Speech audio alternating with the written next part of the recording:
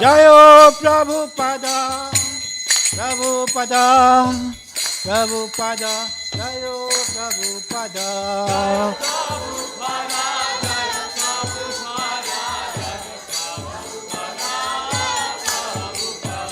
Jayo Guru Deva, Guru Deva, Guru Deva, Jayo Guru Deva.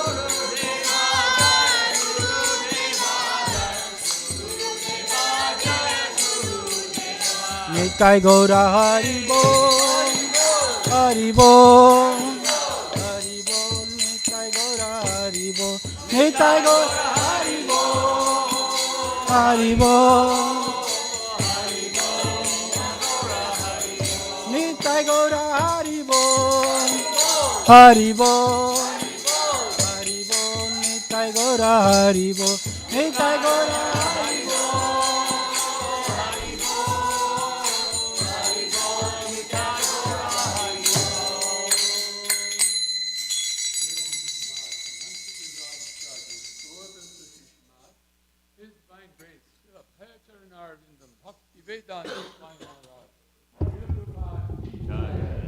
ISKCON founder Acharya, BBT founder Acharya, Srila Prabhupada ki jai, ISKCON Guru Vrinda ki jai, Shri Guru Parampara ki jai, Shri Sad Gosai Prabhu ki jai, Ananta Koti Vaishnava Vrinda ki jai, Nam Acharya Srila Haridas Thakur ki jai, Prem se kaho jai Sri Krishna Chaitanya, Prabhu Nityananda, Shri Advaita Gadadhara, Shivasa, Adi Gaur Bhakta Vrinda ki jai, Shri Shri Radha Krishna Gopa Gopinath, Shyama Kunda Radha Kunda Giri Govardhana ki jai, Brajabhumi Shri Vrindavan Dham ki jai, Shri Mayapur Navadvip Dham ki jai, Purushottama Chetra Shri Jagannath Puri Dham ki jai, Shri Gokula Puri Dham ki jai, Yamuna Mai ki jai, Ganga Mai ki jai, Srimati Tulasi Devi Maharani ki jai, Srimati Bhakti Devi Maharani ki jai, Samaveda Bhakta Brinda ki jai,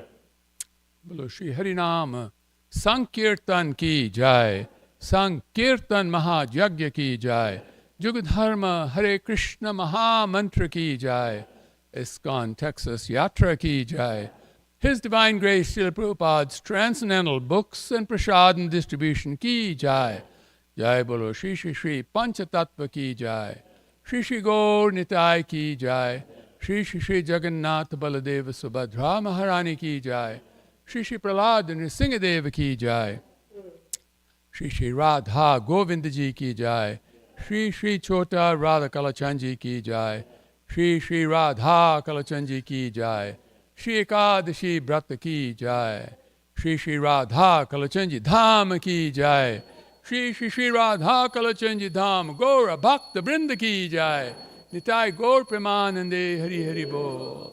All glories to the assembled devotees, Hare Krishna. All glories to the assembled devotees, Hare Krishna. All glories to the assembled devotees, Hare Krishna. All glories, Shri Shri Guru and Gauranga. All glories to you, Srila Prabhupada.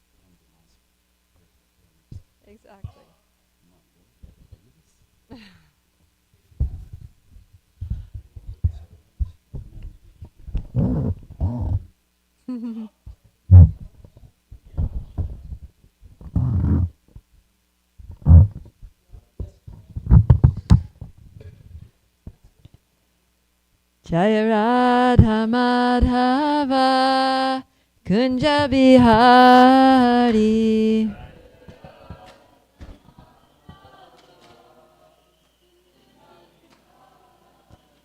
Jaya Radha Madhava Kunja Bihari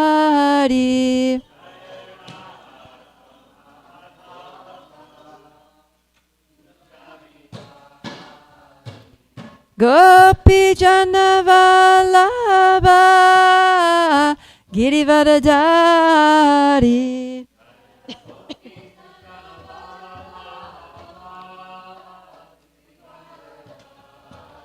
Jaya Gopi Janavalabha Girivardhari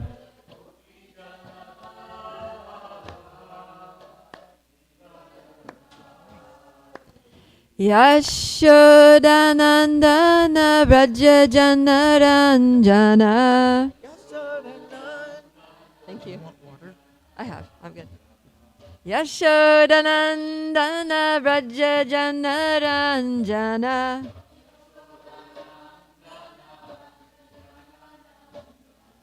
Yamuna Tira Vanachari. Yamuna Tira Vanachari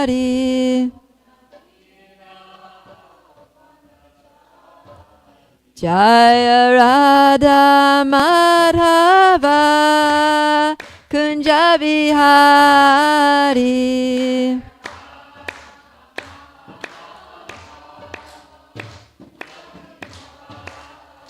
Jaya Prabhupada Prabhupada Prabhupada Srila Prabhupada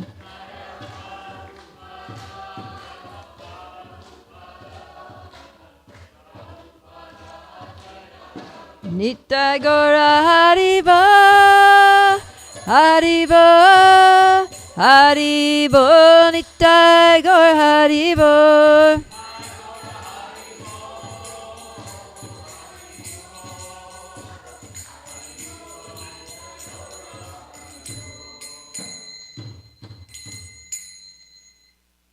Jai. Om Namo Bhagavate Vasudevaya. Om Namo Bhagavate Vasudevaya.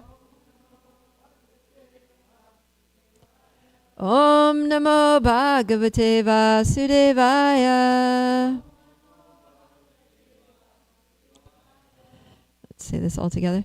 Narayana namaskritya naram chaiva narottamam devim saraswatim vyasam tato jayamudirayat nashtapraeshu apadreshu nityam bhagavata sevaya bhagavatyutama shloke bhaktir bhavati naishtiki om ajnanatirmirandasya gyananjana shalakaya Chakshurum militan yena tasmai shri gurave namaha namo om vishnu padaya krishna prastaya bhutale Srimate Bhaktivedanta Swaminiti Namine Namaste Saraswati Deve Gauravani Pracharine Nirvishesha Shunyavadi Paschatya Deshatarine Jaya Shri Krishna Chaitanya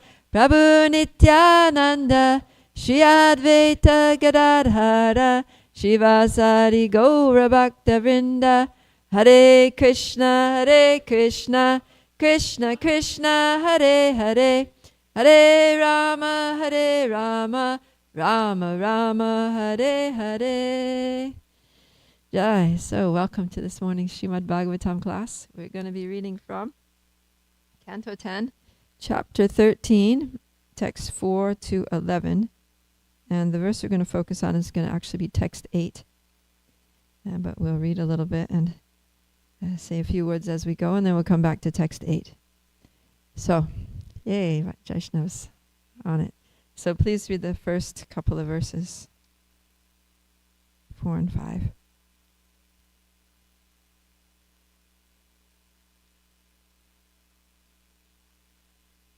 Is it coming? Not coming. Should I go ahead and read? Okay. So text 4. Then, after saving the boys and calves from the mouth of Aghasura, who was death personified, Lord Krishna, the Supreme Personality of Godhead, brought them all to the bank of the river and spoke the following words. My dear friends, just see how this riverbank is extremely beautiful because of its pleasing atmosphere, and just see how the blooming lotuses are attracting bees and birds by their aroma.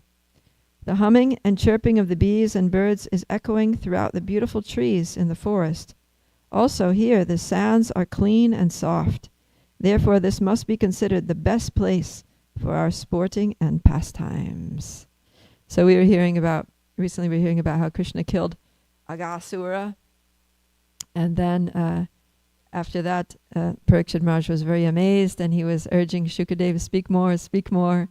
And yesterday we heard about how Shukadeva Goswami was almost losing consciousness due to ecstasy in reciting these pastimes because of the depth of his realization, and how he was thinking, I don't know if I can speak further. These pastimes are so intimate and so confidential. And yet he says it's the duty of the spiritual master to give confidential knowledge to the submissive disciple. So then he agrees to speak more. And he says these things are confidential not because they're necessarily private, but because they're very difficult to understand. And we're going to see that even the demigods become bewildered seeing these pastimes. Right? People get bewildered hearing about these pastimes because what we're seeing is that Krishna's acting just like an ordinary little boy. And so people who are very much, their conception of God is that God is great, He is the controller, He's the creator, He's the all-powerful, He's the punisher. And then you hear, if you have that conception and then you hear these pastimes, it's just like cognitive dissonance, It's like, wait, what? The Lord, the all-powerful, supreme controller, creator of everything, is doing that? Are you sure? So even the demigods, and we see that Brahma is very puzzled by this. He's like, is that really the Supreme Personality of Godhead? I need to test and see if this is really Krishna. The Swayam Bhagavan Krishna, not just some little boy who's maybe looks a lot like Krishna or something. So that happens. So what we're seeing here is that, we also heard about why the demons come. So the reason that Aghasura appears is that Krishna and his friends get so absorbed in playing that they don't want to stop playing. And so the demons have to come, and that kind of breaks up the play. It makes them stop their games. And then they realize that, actually, it's time for lunch. So it's all just a arrangement of Krishna's Leela Shakti, his transcendental pastime potency, in order to get Krishna and his friends to stop one enjoyable pastime and go into another one, which is their picnic in the forest pastime. So that's what we're going to hear about today. So here, there's a little purport to this verse, text 5. Prabhupada says, the description of Vrindavan forest as given herewith was spoken by Krishna 5,000 years ago. And the same condition prevailed during the time of the Vaishnava Acharyas 300 or 400 years ago. Kujat kokila hamsa sarasagana kirne mayura kule. That's from the Sat Goswami Astakam. Vrindavan forest is always filled with the chirping and cooing of birds like cuckoos, kokila, ducks, hamsa, and cranes, sarasa. And it is also full of peacocks, mayura kule. The same sounds and atmosphere still prevail in the area where our Krishna Balaram temple is situated. Everyone who visits this temple is pleased to hear the chirping of the birds as described here, Kujat Kokila Hamsa Sarasa. So I was reading this and I was thinking that a lot has changed in the area around Krishna Balaram temple since Prabhupada wrote this in 1977. So I think most of the peacocks, swans, and cranes have disappeared into the uppercut lila. They're no longer manifest. Even the soft sand that was there is mainly covered by asphalt or concrete. And so Vrindavan has changed a lot. And that poses a lot of challenges to our appreciation, our experience of Sri Vrindavan Dham. Right? So when we go to Vrindavan, we hear all about Vrindavan from scriptures and, Krishna's pastimes, and think, going there, and then we get there and there's just all these roads, highways, and cars. Now instead of hearing the crowing of the peacocks, you hear the blowing of the horns, or you hear the noise of construction. So much construction going on in that area. So now more than ever, it's very important for us to hear these descriptions from the scriptures and to try to see not with these material eyes, but when we go to the Dham, try to see through the eyes of Shastra. And Srimad Bhagavatam recommends that. There's a very nice verse from Bhagavatam 3:9-11. Tvam bhakti yoga paribhavita hrit saroja ase shutekshi tapato nanunata pumsam yad yad dhyata urugaya bhivavayanti tad tad vapu pranayase sadanugrahaya.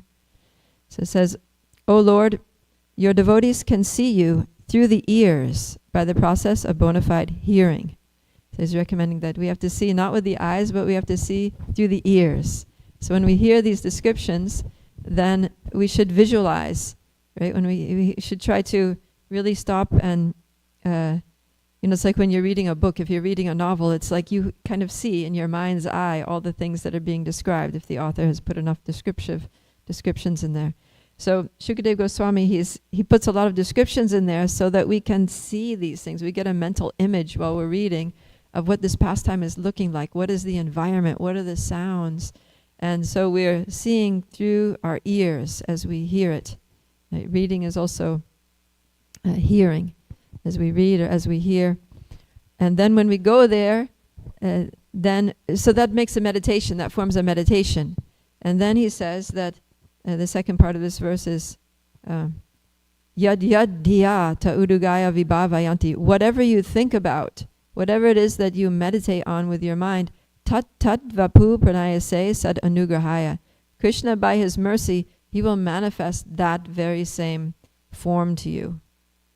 So when we meditate on these descriptions of Vrindavan, and then we go to Vrindavan, then our material eyes are still going to see, whatever is there, but in our mind's eye, our heart is going to experience something else.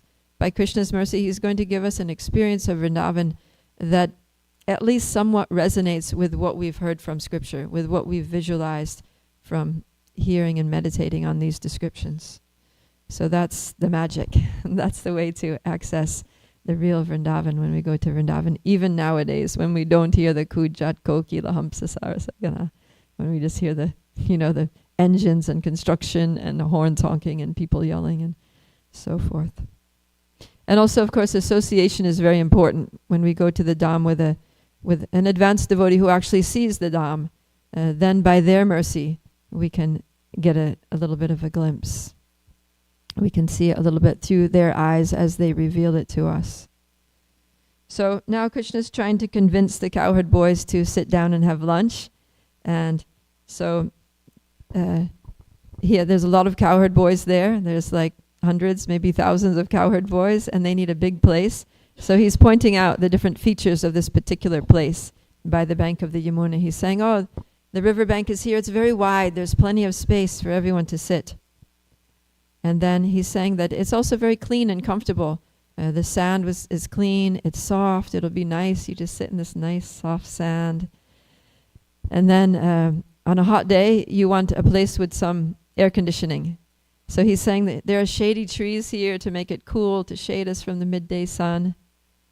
And then when you eat, you want some nice background music. So he's saying, yes, the chirping of the birds is here, the buzzing of the bees, beautiful background ambiance from these sounds. And then when you want to sit down to eat, it's nice to have like a little vase of fresh flowers on the table, right? So he's saying that with the fragrant lotuses of the Yamuna are blooming, and we're going to sit on the bank of the Yamuna. It's going to be a beautiful centerpiece full of flowers here for us to enjoy.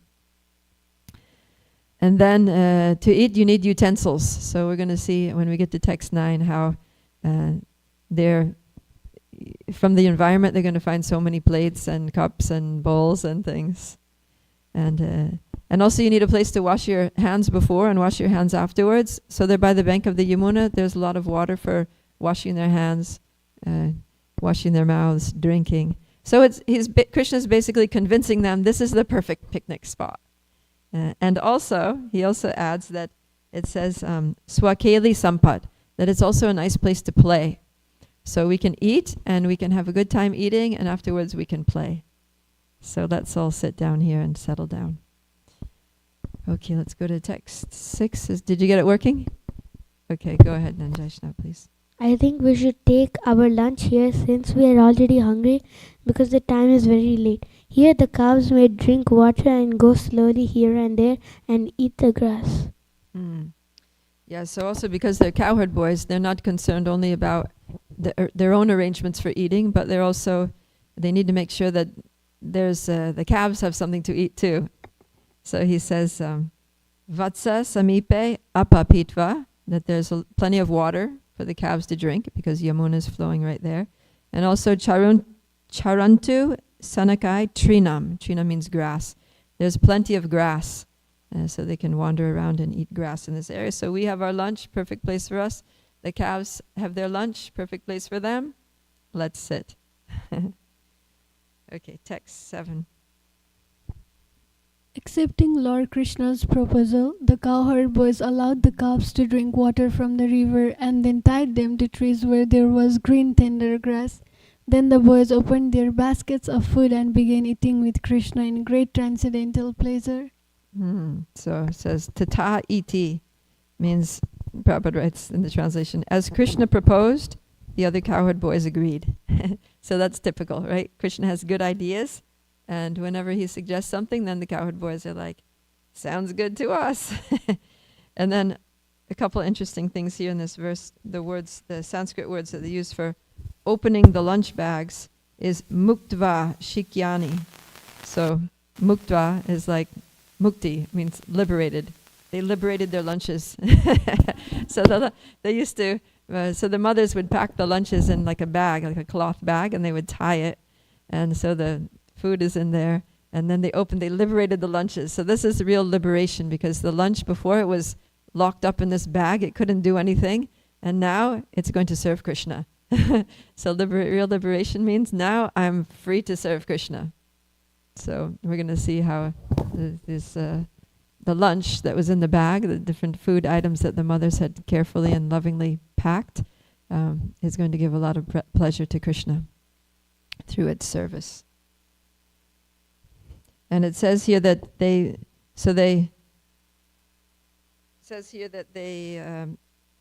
allowed the calves to drink water and then tied them to trees where there was green tender grass.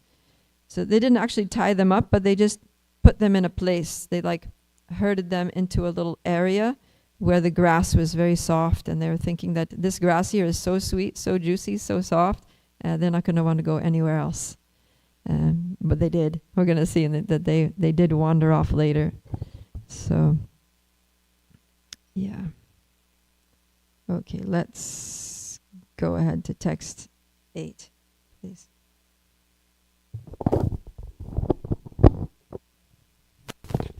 Like the world, the lotus flower is surrounded by the petals of leaves. Krishna sat in the center of Eric circle by lines of his friends who looked beautiful.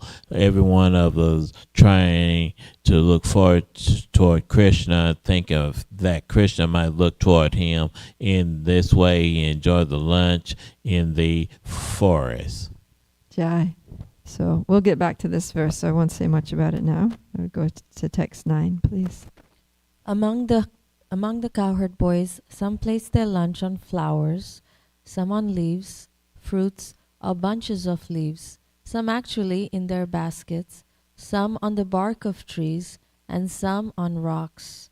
This is what the children imagined to be their plates as they ate their lunch. It's kind of like breakfast time here at the Prasadam Hall. Everybody's like scavenging around to try to find some plate to eat off of. Somebody's got like a little bowl, someone's got a pot lid, someone's got whatever Tupperware container, or they have a stash of paper plates somewhere. So the boys are going around, they're just going around the environment trying to find something to eat off of. And so someone gets a lotus leaf, right? Lotus leaf is big. And then someone's finding, maybe they get a lotus flower and they take off the petals and they overlap them, to make like a plate.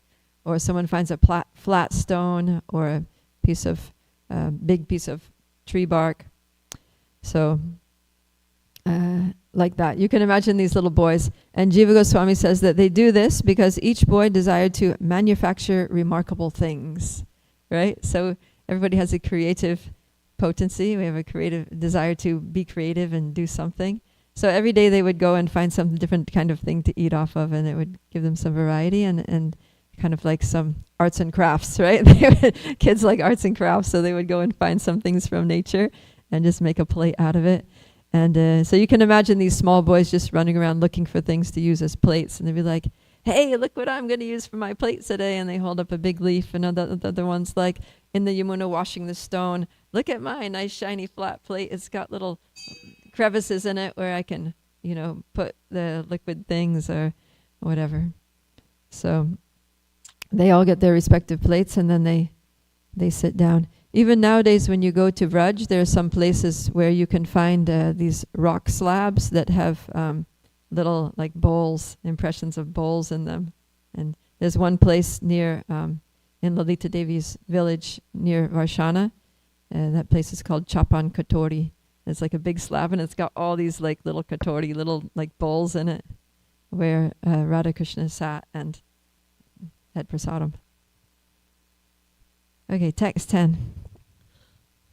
All the cowherd boys enjoyed their lunch with Krishna, showing one another the different taste of the different varieties of preparations they had brought from home. Tasting one another's preparations, they began to laugh and make one another laugh. So you can see how they're having a lot of fun here. So it says, Sarve Mita Darshayanta. It means that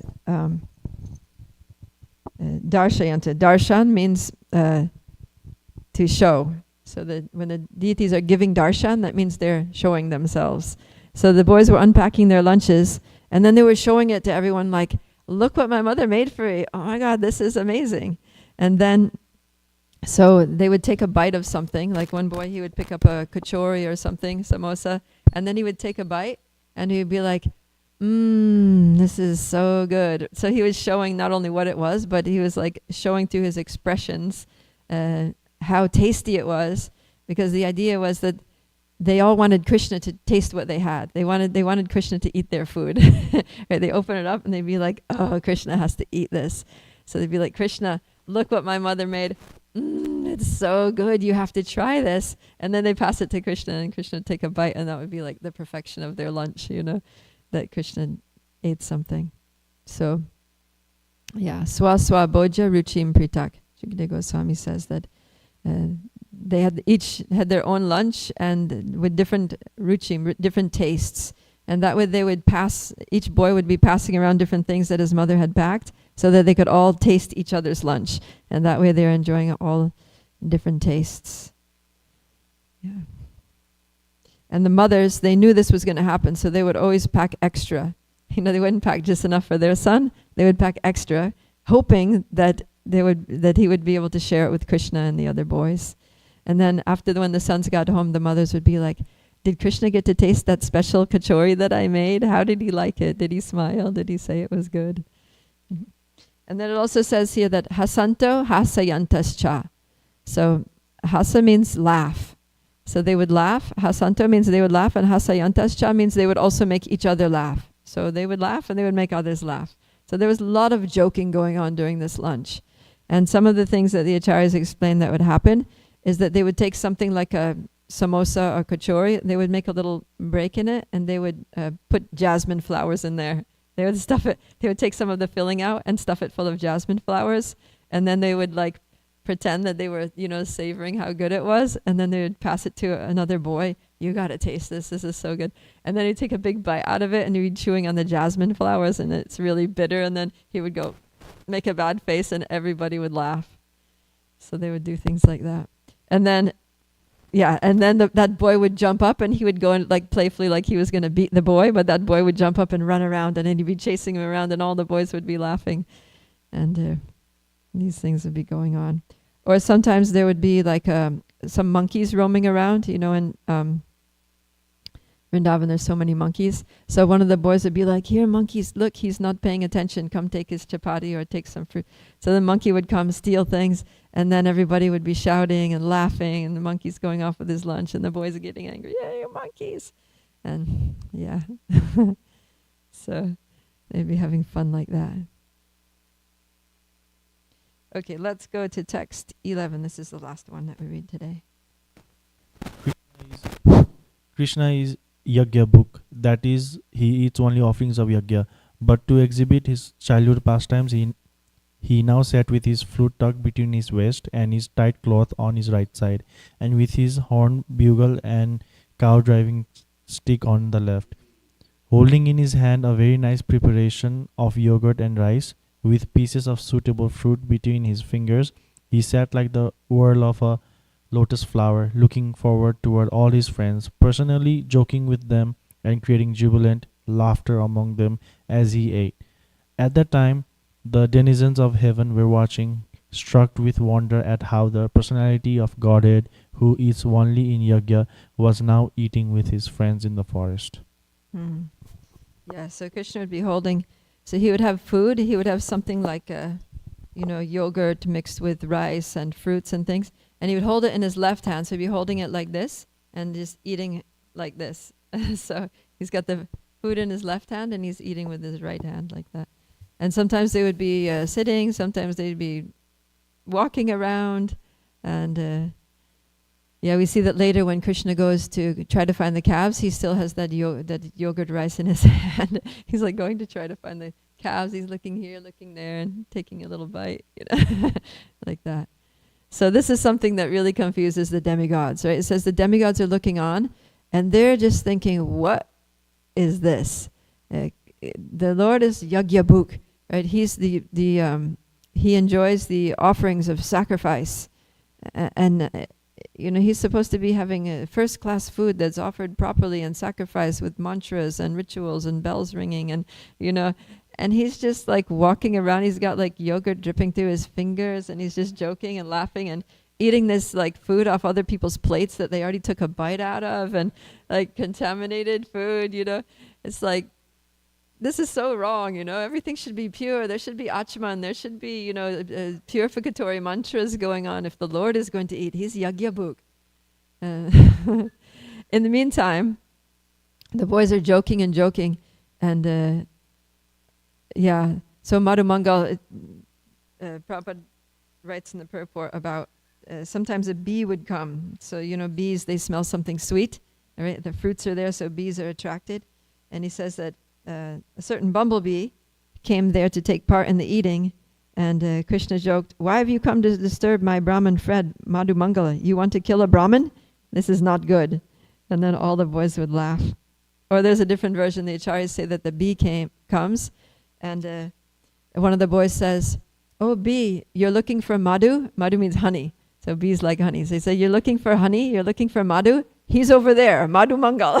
Point to Madhu Mangal. And then Madhu Mangal's like, Madhu Mangal says, "Hey, what's wrong with you? You're going to get the sin of killing a Brahmin by sending this bee my way." And then they all start laughing. So, yeah, different things, different times. If you want Madhu, go to Madhu Mangal and you get a drink from him. So, and then one of the boys, sometimes if a boy gets upset that, they just gave him some flour to eat, or they just made the monkey steal something from his plate, then he would threaten the other boy and say, "Hey, if you're going to keep causing such disturbances just for your own amusement, then I'm going to go and bring Lord Brahma, and he's going to teach you a lesson." So Brahma and the other demigods are like, what's going on down there? In the meantime, the cowherd boys are like, I'm going to get Brahma and he's going to teach you a lesson. So they're conscious of each other. And Shukadeva Goswami says here that the demigods are watching. So demigods are very fortunate, right? That they actually, from the heavenly planets, from Swargaloka, they're able to just look down and watch this. You know, they're watching all these things going on. And that's how they end up getting confused. So let's go back to text 8. We'll say the Sanskrit.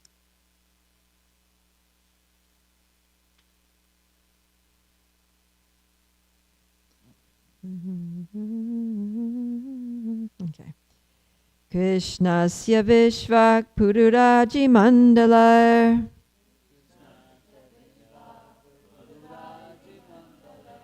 Abhyanana Pula Drisho Vrajarbhaka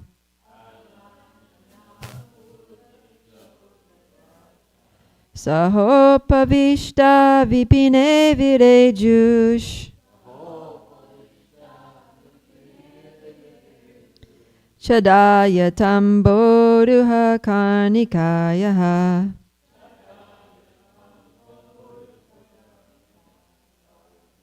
Please chat.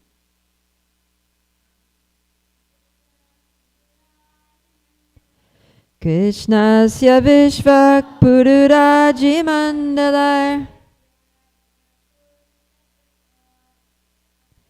Abhyana Pula Trish Barbaka. Sorry. Sahopavishta Vipine Videjush Chadayatam Boruha Karnikaya.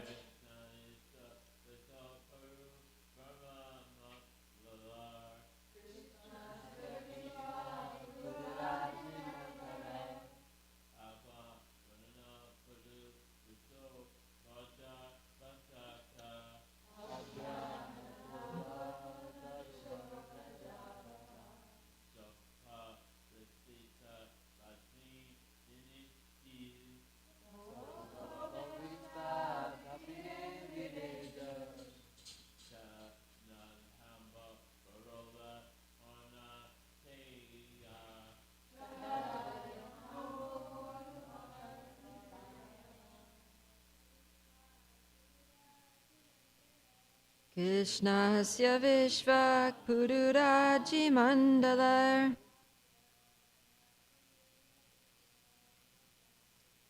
Abhyana Pula Vishovrajarbhaka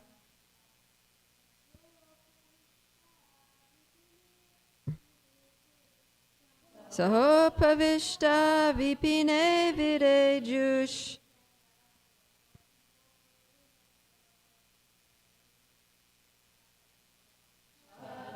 Yatamboruha Karnikayaha. Krishnasya Vishvak Pururaji Mandalar Abhyanana Pula Drishovrajarbhaka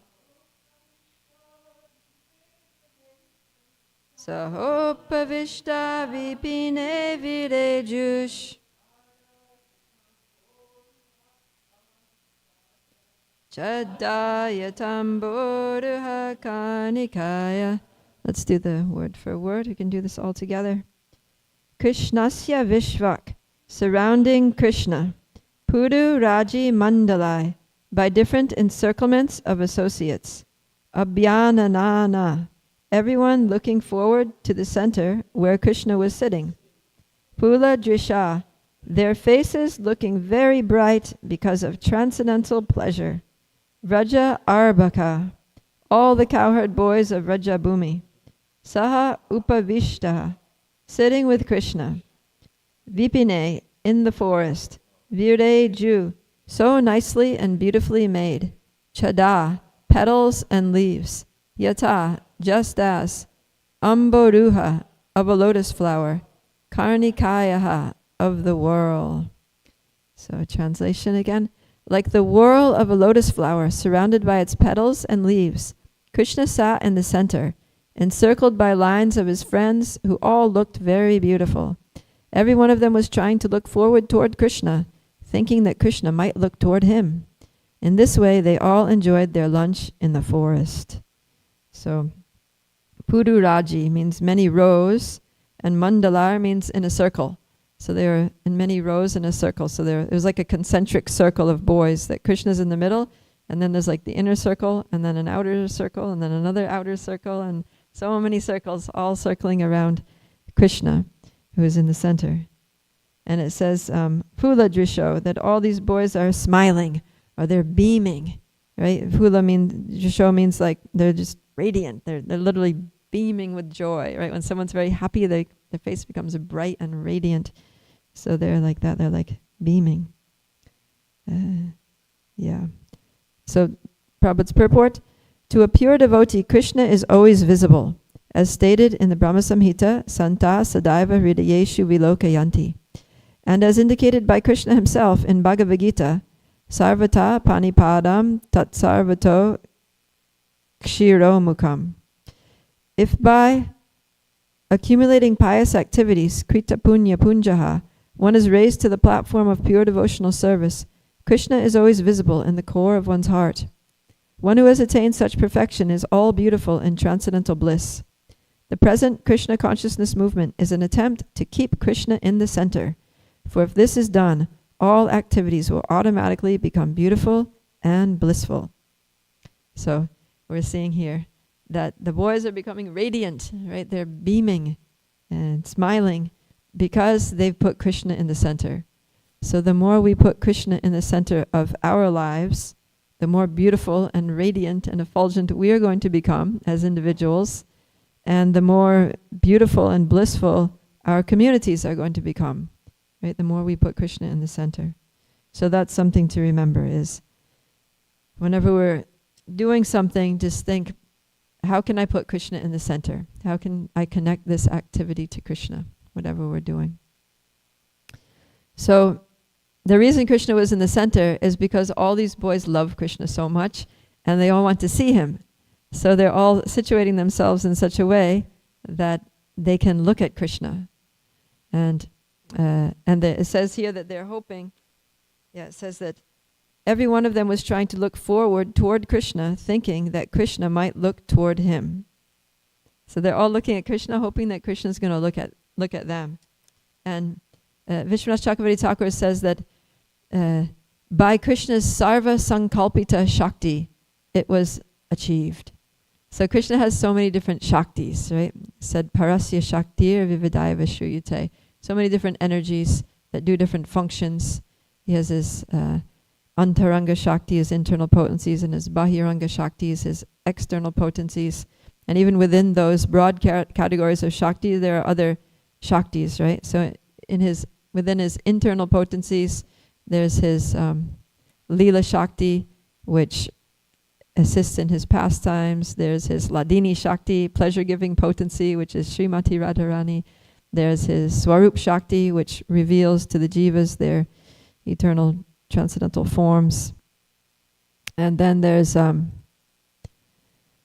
many shaktis. Samvit shakti, the energy of eternality. Chit shakti, the energy of transcendental knowledge. So another of his internal energies is the sarva sankalpita shakti. So this shakti is the potency by which Krishna fulfills the desires of his devotees. This is the shakti by which Krishna makes all of his devotees' dreams come true. So sankalpa, the word sankalpa is the sarva sankalpa shakti. So a sankalpa means not just a desire, but a determination, right? Like sometimes before we're going to embark on some big effort, we'll make a sankalpa. Like for example, at the beginning of Kartik, we'll take a sankalpa or a vrat, a vow that I'm going to offer a lamp every single day, or I'm going to chant one extra round every single day of Kartik. Or Like before devotees go on Navadip Mandal Parikram, they all go to the Yoga Pit, Lord Chaitanya's birthplace, and they get together and they make a sankalpa that I'm going to do this. I'm going to do, for the next 7 or 8 days, I'm just going to be on Parikram. I'm going to walk every step around Navadip Dham. I'm going to do this. Or sometimes before a festival, devotees will be like, all right, we're going to make 108 Bhoga offerings for the pleasure of the Lord on this festival day. And so what happens is that when we make a sankalpa, when we make a determination, then that invokes Krishna's sarva sankalpita shakti to enable it to happen. So that's different from whether, if you're just going into the deity kitchen on a festival day and, all right, let's see what's in the fridge, let's see, what I'm inspired to make. You might go in there and not be inspired at all, and you might not make anything, right? But if you make a determined sankalpa that, no, we are going to make 108 preparations for the Lord today, then you'll figure out a way. You'll look and you'll find something, or you'll get someone to bring ingredients if you're missing ingredients that you need. You'll engage others in helping if you can't do it yourself, right? So you're going to make it happen and Krishna is going to facilitate. So if we are very intentional about what we want to do for Krishna, then Krishna makes that happen. And of course, even more strong than a sankalpa is an actual vrat, or a vow. Like when devotees take initiation, we take vows. So we vow no illicit sex, no meat eating, no intoxication, no gambling. And when we take our initiation vows, it's not just a question of making a promise and being true to our word, but it's actually Krishna helps. It invokes this sarva sankalpita shakti so that we can actually maintain our vows, that Krishna helps us maintain our vows. And this is really what it means to be a devotee if we look at the literal meaning of the word devotee. So the etymology of the word, it comes from Latin, from devovere. The word devotee comes from this Latin word devovere. So de means of, and vovere means vow. So it literally means those who have taken a vow, who are of vow or under a vow. So you could say that if you haven't taken a vow, at least in your heart, maybe not officially taken initiation vows, but in your heart, you've taken a vow or made a determination that I am going to follow the principles of devotional service. I am going to chant 16 rounds. I'm going to serve Krishna. I dedicate my life to the Lord. That's what we have to do. That's what it means to be a devotee. And if we do that, then Krishna is going to enable us to fulfill that.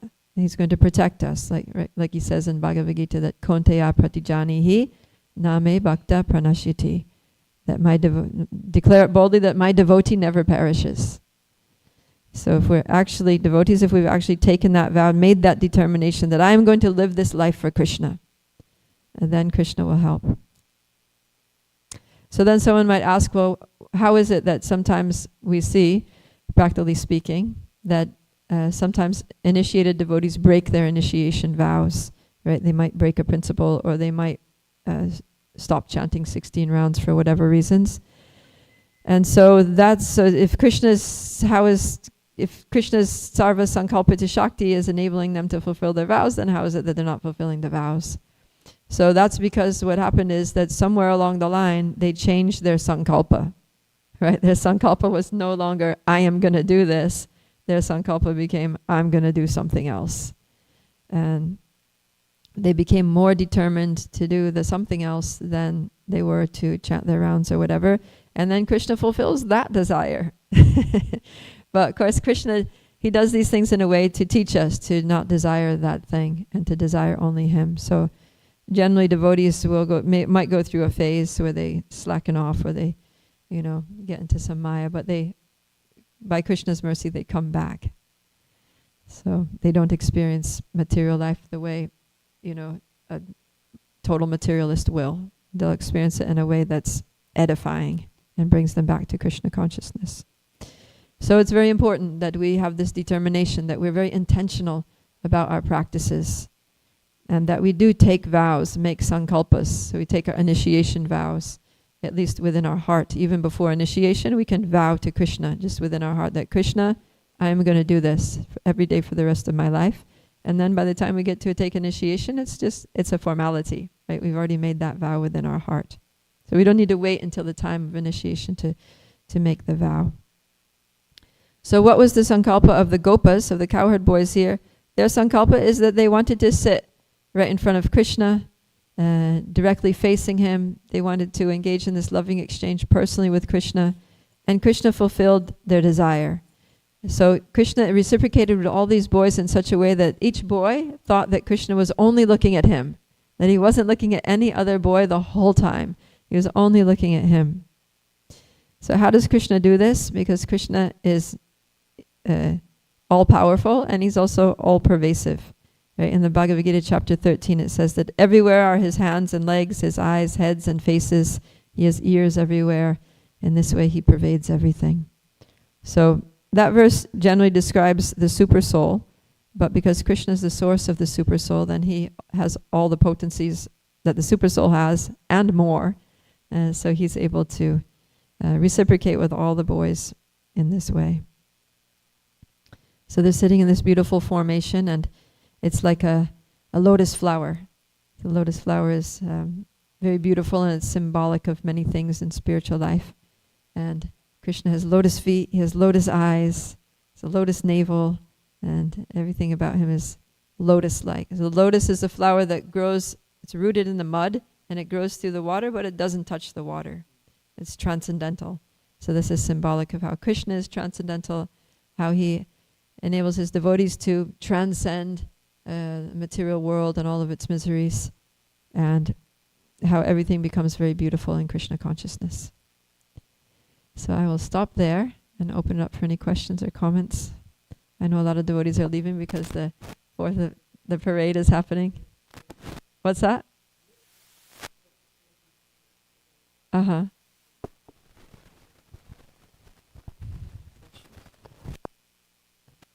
So nice. Thank you.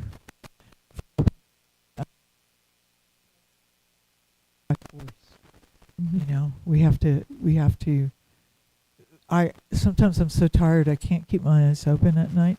But I have to read Krishna book.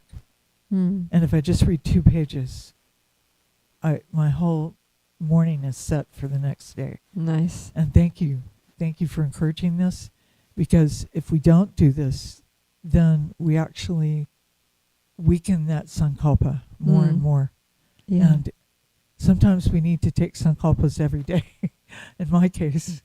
But anyway, I'm just wanting to express gratitude. Thank you. Yeah, that's great. So you have a sankalpa that every night before going to bed, I'm going to read the Krishna book. Read the Krishna book. Even if it's just one paragraph, I'm going to read the Krishna book. Yeah, or whatever. Whatever. And this is Raghava Chaitanya. This is Srila Prabhupada's disciple. Hare Krishna. And he's here from Canyon Lake.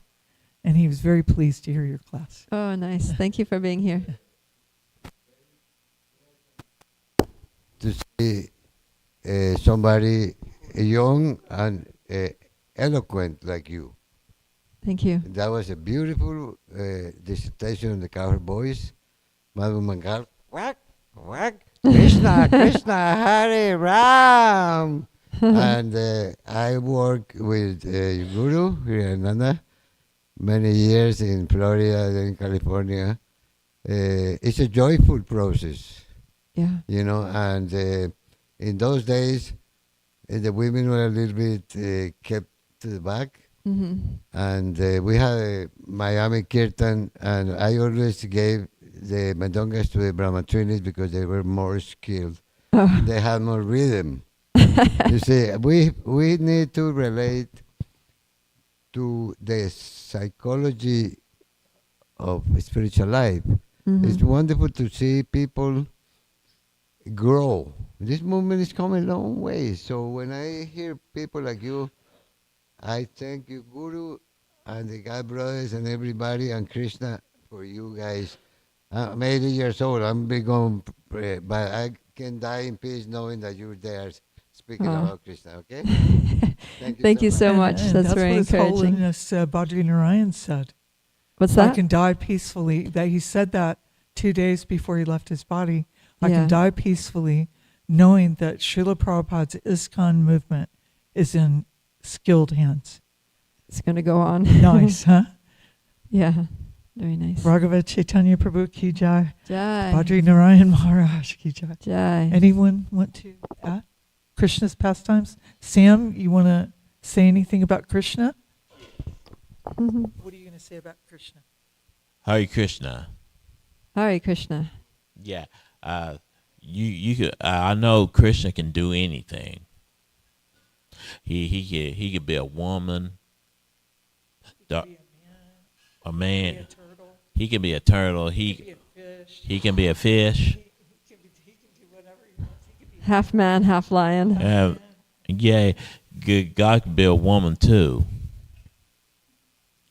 But when I was about 39 years old, I mentioned Tobias saying Samuel's a special devotee of Lord Krishna. When I opened the Krishna art book, Krishna had his hair like a dark horn on the right, kind of his hair like a horn on the right, and peacock feather and leaving dark blue skin. I said 3 times, imagine Krishna bugging out his eyes. He bug out his eyes, boy, that scared the hell out of me. Well, that's good. You saw Krishna and it scared the demons out of you.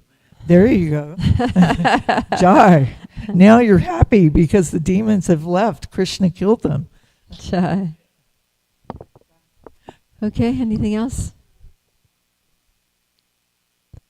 All right then, so we can all, as we take prasadam, now we're going to go take prasadam, we can meditate on the Krishna and his friends sitting down and taking prasadam together and laughing. With yogurt dripping through joking, his fingers. And yeah. Srimad Bhagavatam ki jai, Srila Prabhupada ki jai, Nitai Gaur Premanandi, Hari Hari Bo. His Holiness Hridayananda Das Goswami ki jai, Mother Prabhupada Priya ki jai, Gaur Premanandi. Vancha Kopatrivishya, Kripasinti Bevacha, Petitanam Pavanebhyam, Vaishnavibhyam Namo Namo. Natagori Vaishnavrinda ki jai.